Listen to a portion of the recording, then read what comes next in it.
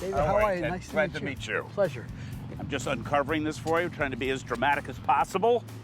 Very dramatic. Very dramatic. And voila, the beauty. Viola. It's What do you think? I think it's a Porsche. Uh-huh. And it's a 65? It's a 65. Last year for this car. Last year for this car. Yes. I was in New Jersey buying cars, and I heard about a Porsche that's up here in New York State.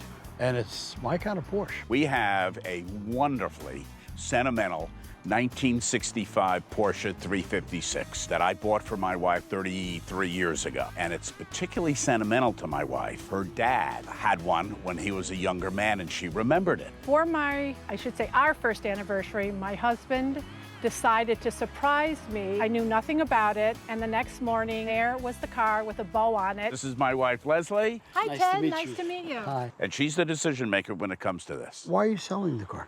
Well, we're not quite sure we're selling it yet, are we? What I don't like is it's a husband and wife. One wants to sell it, one doesn't. I don't want to get involved with that. Normally, it's always the wife pushing the man to get rid of the car. I think this might be the first time this has ever happened. We're moving to a smaller place. We're not going to be able to accommodate more than 2 cars in the place, so it's a matter of downsizing as well. In the first couple of years, I did mostly cosmetic improvements and repairs. I did some body work, redid the engine, and it was also a great way to get next to my father. I'm trying to think of this in terms of through my heart and through my head. It's tough. Okay, it's a project. I've seen the good, the bad, and the ugly. Now I would like to talk numbers with you. I know Ted's not a sentimental guy, and it's business. When one negotiates, one always starts high and hopefully works down to their target price. I mean, I would love to get $50,000. The bottom, maybe 25.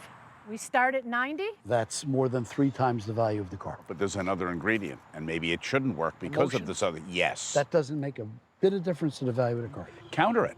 I'm a lot closer to 20. That's pretty much the number of what the car's worth. I mean, I haven't even gotten into the fact that I got to tear out the interior, do the car. There's a lot of work. Is there the possibility of taking your offer, sleeping on it overnight? I feel as though I need 24 hours to just. How about instead of 24 hours, I just stroke you a check for 24,000. I don't think you're going to get more than that for the car. I'm just having difficulty saying goodbye. And your heart's in here. All right, give us one moment. Please. If I leave here with no deal, there's not going to be a deal. It's been out of sight for so long anyway. What's the difference? She'll decide she'd like to keep it, don't hold it for I don't know what.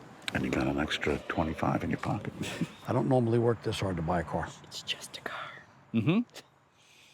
I mean, I can't begin to do this. I really thought I could buy this car. A lot of driving for nothing. How about 28 and it's yours? How about 25 and it's mine and I'll pay you for it and it's done? I wish I wasn't so emotionally attached. It's time. It It's honestly time. is a sweet car. I know what it means to you, but I promise you it'll be a concourse car. You know, it gets a whole new life. That's something to be happy about. All right. 25? Yep. 26? No. 25 done. I'm happy. I hope you'll be happy. It was a very emotional deal for them and it was a very emotional deal for me. All the deals aren't like this. So, I mean, I got caught up in it too. I'm happy about it because it's going to a good home and it's going to a professional. It was a deal that needed to be handled with kid gloves. Otherwise, it was going to fall apart. They were tough, but they were fair and it was time to go for that car for them. And I'm excited about it. I love it. I'm happy.